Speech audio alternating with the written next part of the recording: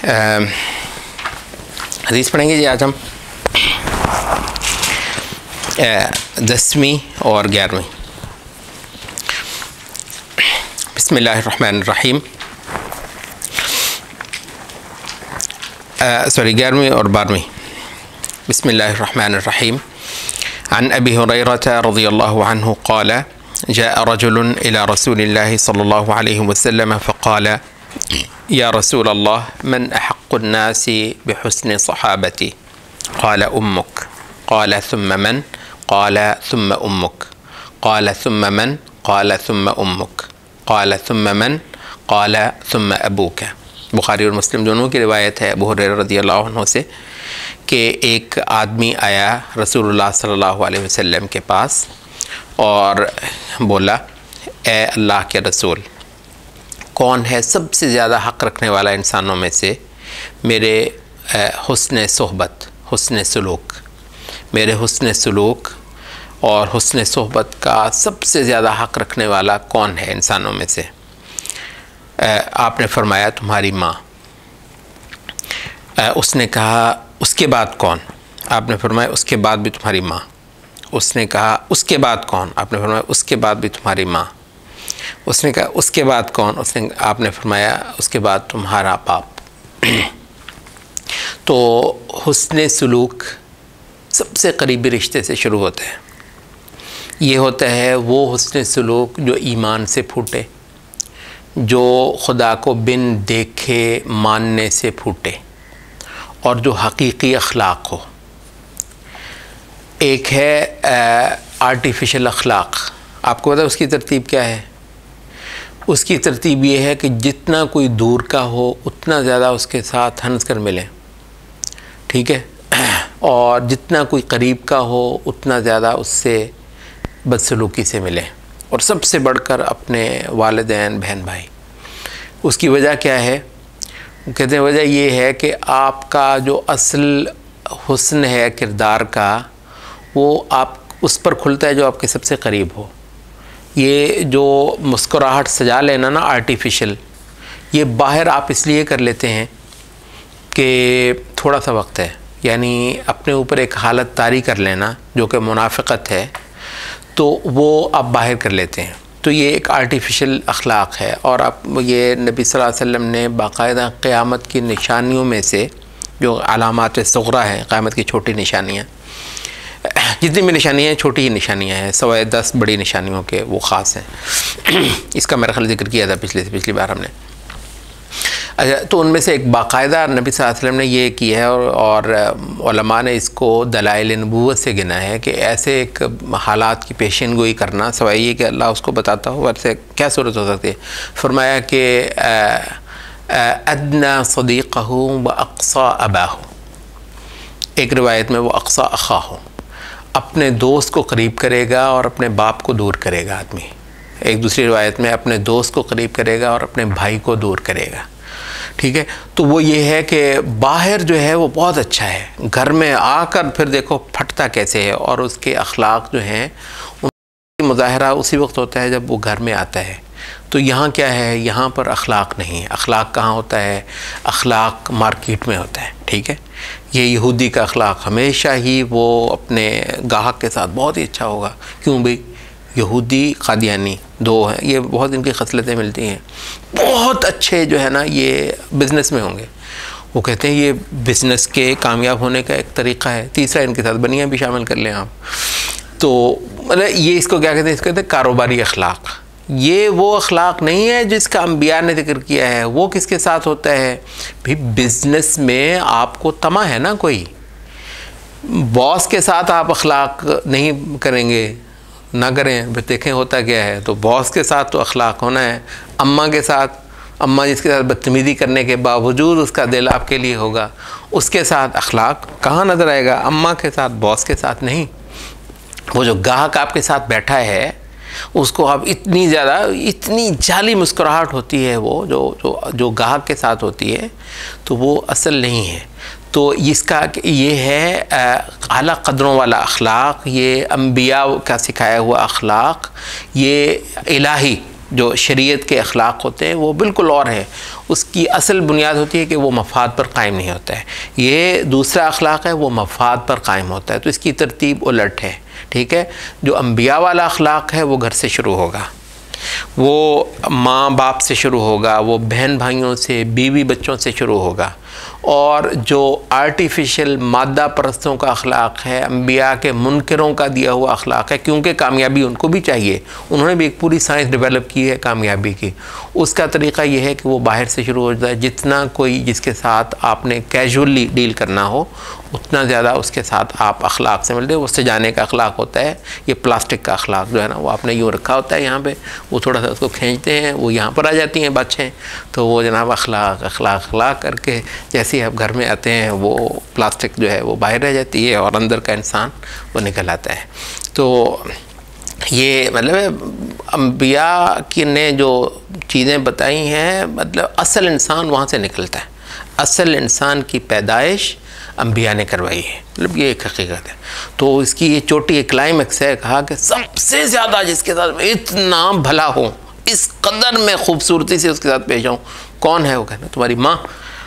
फिर अब ज़ाहिर है दूसरी बार, अच्छा इसके बाद ये ताकि फिर कहा फिर तुम्हारी माँ, अच्छा फिर तुम्हारी माँ, उसके बाद फिर तुम्हारा बाप, फिर दुनिया में को और हो सो हो।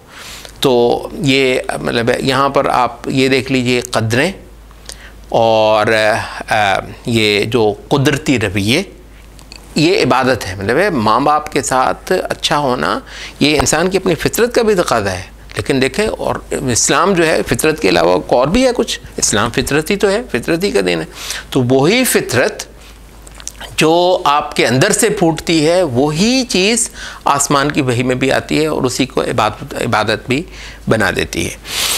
अच्छा, इसमें फ़ैमिली का तहफ़्फ़ुज़ ये भी है, ये ख़ास तौर पर इस वजह से कि आजकल ये सारा कुछ है, ये ख़ानदानी क़दरें इस वक्त बहुत बड़े ख़तरे के अंदर पड़ी हुई हैं। तो हमारे लिए तो ये इबादत है, हमारे लिए तो ये बड़ी बड़े अहकाम में से एक है, वो बिलवालिदैन इहसाना। अगली आयत, अगली हदीस जो है वो अन उबादत बिन सामित रज़ियल्लाहु अन्हु क़ाल वकान शहिद बद्रन वहुवा अहदुन नुक़बा लैलतल अक़बा अन्न रसूलुल्लाह सल्लल्लाहु अलैहि वसल्लम क़ाल। उबादा इब्न सामित रज़ियल्लाहु अन्हु जो कि बदर में शरीक हो चुके हैं, बदर में शरीक होने वाले एक सहाबी हैं, और अक़बा की रात, लैलतुल अक़बा, कौन सी वाला लैलतुल अक़बा? वो मदीना से कुछ पाक रूहें चल कर नबी सल्लल्लाहु अलैहि वसल्लम के पास मक्का आई थी वो बैत देने के लिए। इसके बाद भी ये सारा मंसूबा जो है वो परवान चढ़ा। ये जो नबी सल्लल्लाहु अलैहि वसल्लम का मदीना आना, 12 बंदे थे वो जिनको नबी सल्लल्लाहु अलैहि वसल्लम ने, थे तो ज़्यादा लेकिन उनमें से 12 को नबी सल्लल्लाहु अलैहि वसल्लम ने नक़ीब बनाया था, ठीक है। तो ये तो उनमें से ख़ास ही लोग थे जिनको नबी सल्लल्लाहु अलैहि वसल्लम ने अपनी तरफ से एक तरह का नुमाइंदा बनाया था अपने अपने कौम के अंदर। तो ये वो उन उबादा इब्न सामित रज़ियल्लाहु अन्हु, आपको पता है ये फ़लस्तीन में दफन है, जिहाद करने के लिए शाम में गए फ़लस्तीन में। ये पिछले कुछ दिनों पहले कुछ इस तरह की ख़बरें भी थी कि यहूदियों ने इनकी ख़बर के साथ कोई तौहीन आमेज़ कोई हरकत की थी। अच्छा, तो ये अक़बा की रात ये नक़ीबों में से थे। तो इतनी अजीम हस्ती हैं जो ये हदीस बयान करती हैं।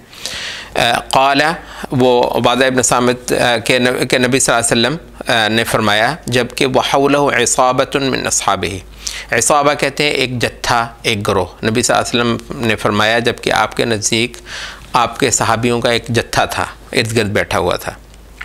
आप फरमाने लगे, बायऊनी, मुझे बैत दो, मेरी बैत करो, मेरे साथ अहद करो। अला अल्ला तुश्रिकू बिल्लाहि शैअन, इस बात पर कि तुम नहीं शिर्क करोगे अल्लाह के साथ किसी चीज़ का। वला तस्रिक़ू, और न तुम चोरी करोगे। वला तज़्नू, और न तुम ज़िना करोगे। वला तक़्तुलू औलादकुम, और न अपने बच्चों का कत्ल करोगे। वला तअतू बिबुहतान, और न तुम कोई बुहतान लाओगे। तफ्तरूनहु, जिसको तुमने गढ़ा हो, बैन ऐदीकुम व अर्जुलिकुम, अपने सामने। वला तासू, और न तुम नाफरमानी करोगे, फ़ी मारूफ़िन, नेकी के मामले में, मारूफ़ के अंदर कोई नाफरमानी नहीं करोगे। फ़मन वफ़ा मिनकुम, तो फिर जो शख्स पूरा उतरा तुम में से इस पर, फ़अज्रुहु अला, तो उसका अजर अल्लाह के ज़िम्मे हुआ।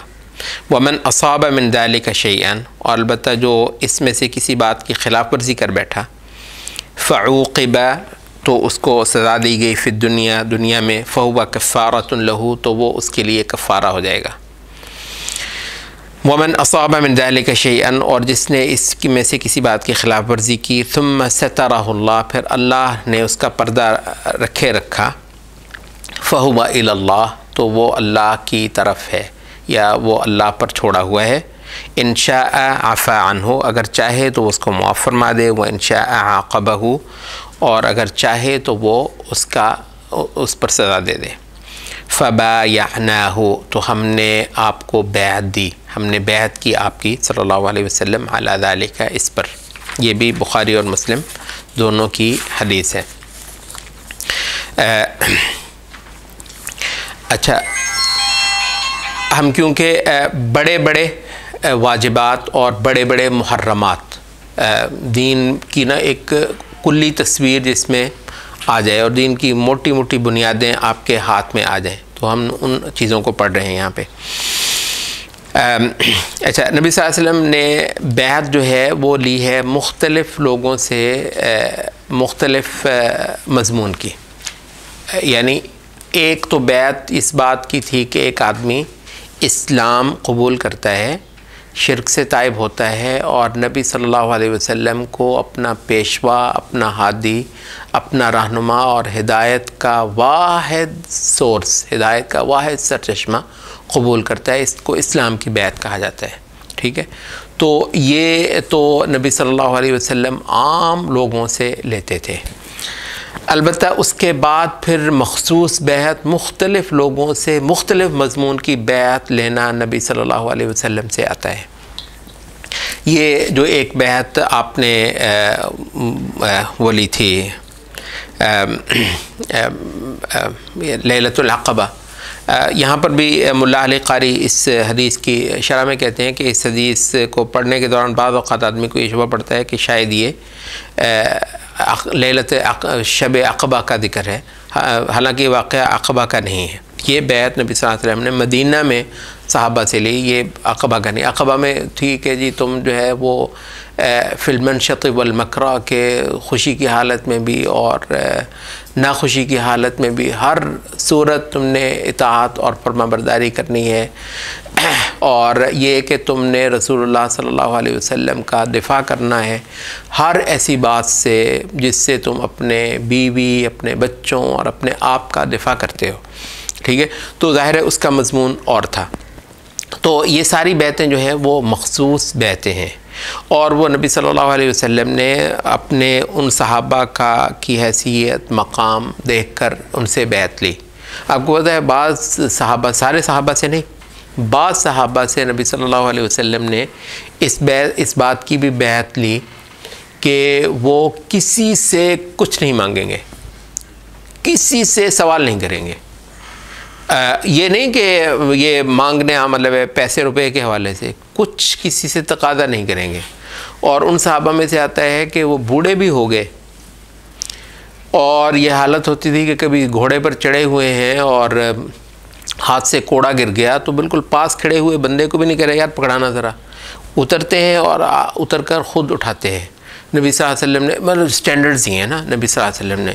अब ये है कि जैसे जैसे किसी में दमखम ज़्यादा था वैसे वैसे उसको बहुत बहुत ज़बरदस्त बातों का पाबंद कर दिया ताकि इस्लाम में आला से आला नमूने जो हैं वो हो जाएं, और जितना फिर किसी में हम बाद में आने वाले जितना उनकी पैरवी कर सकें, जितना किसी में हो तो वो कर लें। अलबत्ता इस्लाम में नमूना आला से आला नबी सल्लल्लाहु अलैहि वसल्लम की तरबियत याफ्ता सहाबा में आला से आला नमूने पाए गए हैं हर अंदाज में।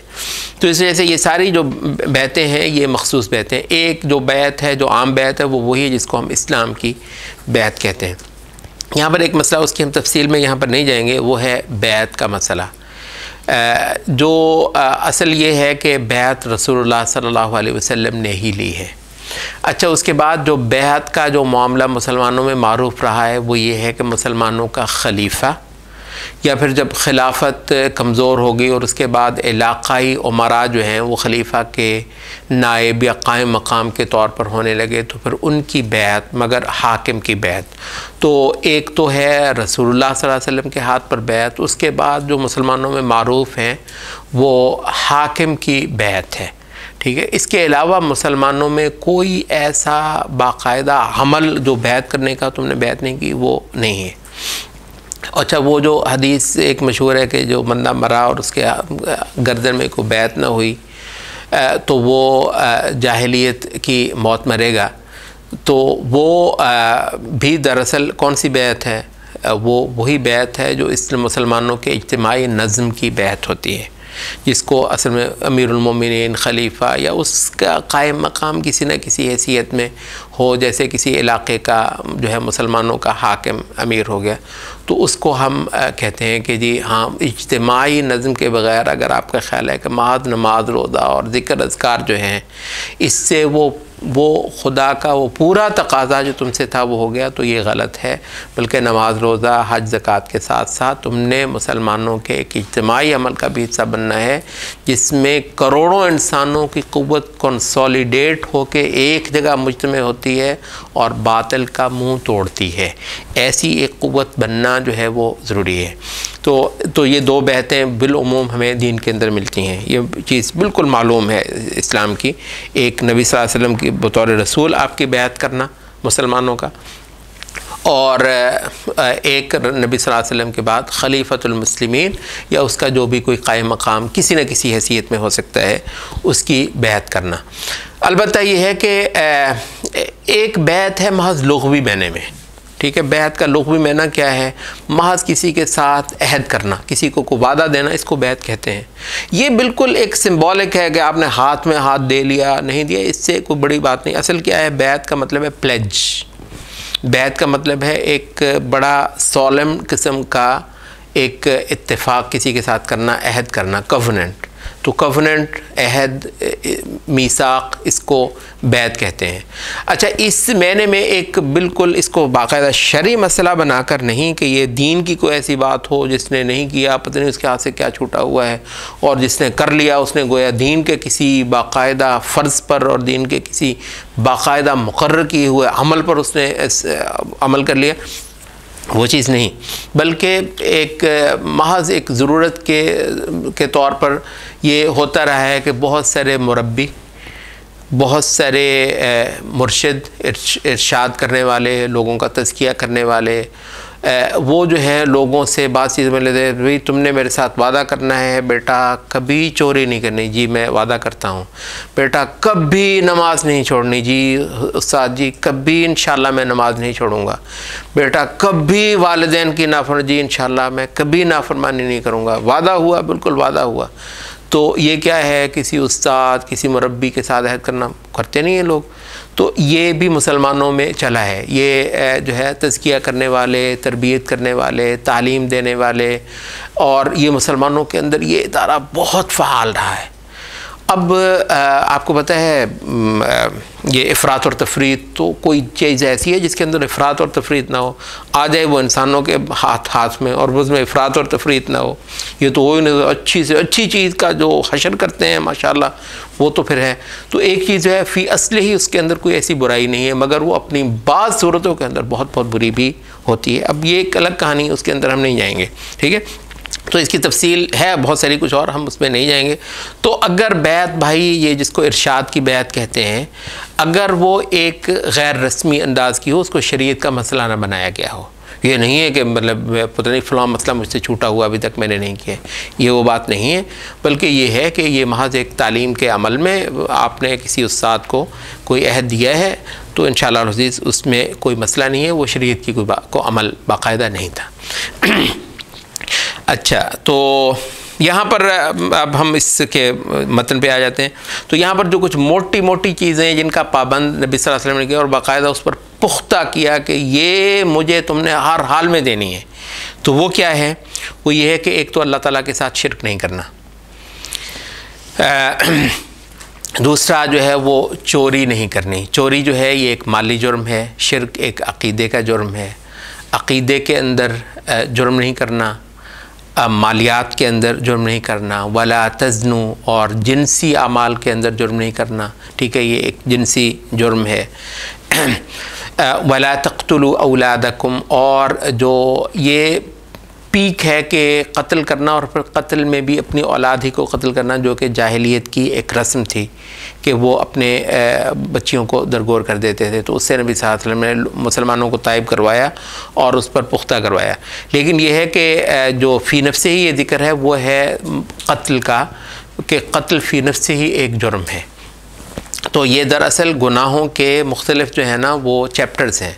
तो ज़िना जो है एक क्लाइमेक्स है, जब जिनसी करप्शन एक आखिरी दर्जे की चली जाती है तो आप ज़िना करते हैं, उससे कम जो है वो सारे ही मना है।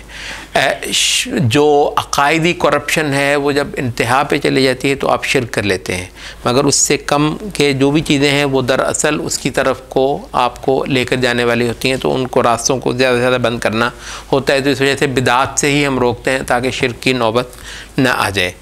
अच्छा, वो इमाम ने क़य्यम कहते हैं कि ये जो ज़्यादती है इंसानों पर, उसके लिए उसका क्लाइमेक्स के तौर पर कत्ल का लफ्ज़ आता है अहादीस के अंदर कि कत्ल तुमने नहीं करना, क्योंकि ये जो इंसानों के साथ ज़्यादती और उन पर तकब्बुर और उन पर चढ़ना और उनका हक़ मारना, तो ये होते होते जब इसमें आखिरी दर्जा आएगा तो आप उसको कत्ल कर देंगे। तो कहते हैं जो गज़ब है बुनियादी तौर पर, जो गुस्से होना, तो दरअसल ये एक ही चीज़ है, गुस्से में होना, ज़्यादती करना, किसी को नुकसान पहुंचाना, और जिसकी आखिरी हद ये है कि आप उसको कत्ल कर दें। तो ये गुनाहों के मुख्तलिफ रूट हैं जो इन हदीसों के अंदर आपने देखा बयान किए, एक अकायदी, एक मालियाती, एक जिनसी, और एक मामले के अंदर जो ज़्यादती वगैरह लोगों पर न करना। वला तअतू बिबुहतान तफ्तरूनहु बैन अयदीकुम। अच्छा, ये जो स्लैंडर है, बुहतान है, झूठ लोगों पर घड़ना, लोगों को डिफेम करना, ये वो है जिसको आप कहते हैं ये इब्लागी करप्शन है, ठीक है। गुफ्तगू के अंदर आप जो है वो लोगों को नुकसान पहुंचाते हैं, तो उसकी आखिरी हद ये है कि आप लोगों पर बिल्कुल ही बुहतान जड़ देते हैं। अच्छा, ये मोटे मोटे कुछ गुनाहों के चैप्टर्स बयान करने के बाद आखिर में ये कह दिया वला तहसू फ़ी मारूफ़िन, और मारूफ़ में कोई नाफरमानी करनी है नहीं। कहते हैं कि बाज़ हदीस के अंदर वला तहसू आता है कि तुमने नाफरमानी नहीं करनी मारूफ़िन, और चंद हदीस में वला तासूनी फ़ी मारूफ़िन भी आता है कि मेरी नाफरमानी नहीं करनी। यहाँ पर शरह में बाज़ मुफस्सिरीन ने ये इश्काल भी उठाया कि नबी सल्लल्लाहु अलैहि वसल्लम का तो हर हुक्म ही मारूफ़ है, तो मारूफ़ में नबी सल्लल्लाहु अलैहि वसल्लम की नाफरमानी न करना का क्या मतलब हुआ। वो कहते हैं कि दरअसल ये उसका एक तरह का बयान है कि असल इताअत की जो हकीकत है वो ये है कि मारूफ़ के अंदर की जाए। अब नबी सल्लल्लाहु अलैहि वसल्लम ने तो करना ही नहीं, तो इस वजह से उनके सारे का सारा ही मारूफ़ है। लेकिन ये जो लफ्ज़ यहाँ पर हम लेकर आए हैं वो हदीस के लफ्ज़ हैं जिसमें तासु, उसमें अमीर भी आ सकता है, उसमें हुक्मरान भी आ सकता है, उसमें वालिदैन भी आ सकते हैं। तो इंसानों की नाफरमानी आपने नहीं करनी मारूफ़ के अंदर रहते हुए, क्योंकि नबी सल्लल्लाहु अलैहि वसल्लम ने फरमाया कि ला ताअत लिमख़लूक़िन फ़ी मासियतिल ख़ालिक़, जहाँ खालिक की नाफरमानी हो रही हो वहाँ मखलूक की कोई फर्माबरदारी नहीं, अगरचे उसकी फर्माबरदारी अल्लाह ने फ़र्ज़ की हो, वालिदैन है, अमीर है, उस्ताद है, कोई और हो तो उसकी मानना ठीक है। लेकिन ये नहीं कि अगर वो तुम्हें किसी गलत बात का कह दे, किसी हराम काम का कह दे, या वो तुम्हारे बस से बाहर हो, तो वहाँ पर भी तुमने लाज़िमन उसकी बात जो है वो मानना है। तो इन सब की इताअत जो है वो मारूफ़ की पाबंद है। मारूफ़ वो है जो दीन का तकाज़ा है। तो मतलब बाज़ों ने ये भी कहा कि नबी सल्लल्लाहु अलैहि वसल्लम के हवाले से अगर बात हो रही है तो वो ये है कि जिस वक्त आपकी इस्तिताअत नहीं है तो आपके हक़ में वो मारूफ़ नहीं है। नबी सल्लल्लाहु अलैहि वसल्लम ने तो एक बात का हुक्म दिया हुआ है उमूमी अंदाज में, मगर ख़ास आपके लिए इस सिचुएशन के अंदर हो सकता है वो दीन का तकाज़ा ना हो क्योंकि आपको उसकी इस्तिताअत नहीं है वगैरह वगैरह। अच्छा, तो कहा कि देखो ये इतनी मोटी मोटी बातें, तुम अगर इनकी पाबंदी कर लो तो जो इस पर रहेगा इंशाअल्लाह उसका अजर ज़िम्मा अल्लाह, नबी सल्लल्लाहु अलैहि वसल्लम इसकी यकीन दहानी फरमा रहे हैं। भाई ये आमाल भी करने हैं फिर भी जो है पता नहीं है ये क्या बात हुई। इंशाअल्लाह अगर इन पर पूरा उतरते हैं तो अल्लाह का पर इसका अजर अल्लाह के ज़िम्मे यकीनी तौर पर है। और अगर इसकी खिलाफ वर्जी अगर किसी ने कर ली तो उसकी दो सूरतें हैं, या तो ये है कि दुनिया में उसको सज़ा मिल जाए, एक तो यही जो हदूद वगैरह होती हैं इस्लामी शरीय अदालत में किसी को उस पर सज़ा मिल जाए, या ये है कि वैसे दुनिया के अंदर किसी पर कोई आफत आ गई, मुसीबत आ गई, परेशानी आ गई, तो दरअसल ये उन चीज़ों का कफ़ारा है, तो वो कफ़ारा हो गया। और अगर अल्लाह ने किसी का पर्दा रखे रखा तो फिर वो अल्लाह पर है, चाहे तो वो माफ़ कर दे। फिर भी जो है वो अल्लाह ताला से इस बात की उम्मीद है कि अल्लाह ताला बात चीज़ें फिर भी माफ़ कर दे, क्योंकि हर चीज़ से पता नहीं इंसान ताइब भी हो पाया है या नहीं हो पाया। लेकिन एक चीज़ जो इस हदीस के अंदर मज़कूर नहीं है लेकिन दूसरे शरीयत के उसूलों से हमें बिल्कुल मालूम है, वो ये है कि अगर दुनिया में किसी बात पर बंदे को सज़ा नहीं भी मिली अपने किसी गुनाह पर, लेकिन ताइब हो गया है, तौबा से आला कोई चीज़ नहीं, तौबा से आला कोई रहमत नहीं अल्लाह ताला की शरीयत में। गुनाह भी आपने कर लिया मगर यह है कि सिरे से वो आप पर उसकी चट्टी ख़त्म हो जाए, दुनिया में भी आखिरत में भी, वो है तौबा। तो आप तौबा सच्चे दिल से कर लें तो उसकी बात नहीं है यहाँ पे, क्योंकि जो आपने तौबा कर ली वो तो इंशाअल्लाह अज़ीज़ होगी। तो ये है कि जिसकी आप तौबा भी नहीं कर पाए तो वो भी हो, अल्लाह चाहे तो माफ़ कर दे, चाहे तो उस पर तुम्हारी पकड़ कर ले। अब देखिए ये इस तरह के मोटे मोटे अहकाम हैं जो नबी सल्लल्लाहु अलैहि वसल्लम अपने बहुत सारे सहाबा को जिनका पाबंद करते हैं। ये बहुत अहम है कि दीन के असासों का मुसलमानों को पाबंद किया जाए। आज ये जो मखलूक कॉलेजों में यूनिवर्सिटियों में फिरती है, ये है उनको ये बात बताना कि बेटा शिरक नहीं करना, गुमराही की किसी बात को कबूल नहीं करना, चोरी, ज़नाकारी, बदकारी, शराबखोरी, ये उस दौर की एक बहुत बड़ी जाहिली सुन्नत थी, जाहिली रवाज था। अपने बेटियों को दुर्गो ऐसे किसी जाहिली दस्तूर, जाहिली रस्म का शिकार नहीं होना है वगैरह वगैरह। और मोटी मोटी बातों में नबी सल्लल्लाहु अलैहि वसल्लम की इताअत और फरमाबरदारी की कोशिश करनी, ये है एक मोटे मोटे अहकाम जिनको आपने आप दुनिया को पाबंद करना है। तो इससे जो है वो एक जो अवामी और मुआशरती जो तब्दीली इस्लाम के हक़ में बर्पा की जानी है वो इंशाअल्लाह अज़ीज़ मुमकिन होती है। अमाल की बहुत लंबी चौड़ी लिस्ट लोगों को देना और एक एक बात को हर खुतबे के अंदर दोहराना, जबकि वो इस्लाम की कोई बुनियादी अहकाम की बात नहीं है। इस्लाम के फेर फेर कर दोहरा कर बताया जाने वाला फ़र्ज़ नहीं है। देखिए ये बहुत ज़रूरी है। अक्सर ख़तीब जो हैं ऐसी बातों पर लोगों को, वो दाढ़ी का मसला, वो फ़लाँ का मसला, वो गिट्टों से शलवार का मसला, उसको इतना ज़्यादा वो करते हैं। चंद एक 5-6 बातें होती हैं और ऐसे गोया दीन। तो दीन की जो दोहरा कर करने वाली बातें, तकरार कर के करने वाली बातें, झंझोड़ कर करने वाली बातें जो आपको नबी सल्लल्लाहु अलैहि वसल्लम से मिलेंगी आपके बयान में, वो इस तरह की कुछ बातें हैं, उन पर ही लोगों को यकसू करना है। तो मुआशरे को तो हाँ, उनमें से फिर किसी को आपने जहाँ पर भी पहुँचाना है पहुँचा लें। उनमें से किसी को आपने ऐसे नबी सल्लल्लाहु अलैहि वसल्लम ने लोगों को होराइज़न दिखाए नेकी के, लेकिन सबको नहीं पाबंद किया उनका। जो अबू ज़र के बस की बात है वो सबके बस की बात थोड़ी है। तो अबू ज़र रज़ियल्लाहु अन्हु को ठीक है बातें बताई हैं कुछ कि तुमसे ये तो उन्होंने वो की भी करके दिखाई भी। तो इस वजह से दीन को उमूमी ख़िताब के अंदर, उमूमी मुआशरती ख़िताब के अंदर दीन को उसके मोटे मोटे अहकाम ही के अंदर रखना और उसी पर ही लोगों को पुख्ता करना, जिसमें या आप देखेंगे या बुनियादी अक़ायद हैं या बुनियादी अखलाक़ियात हैं या बुनियादी इबादत हैं और बस।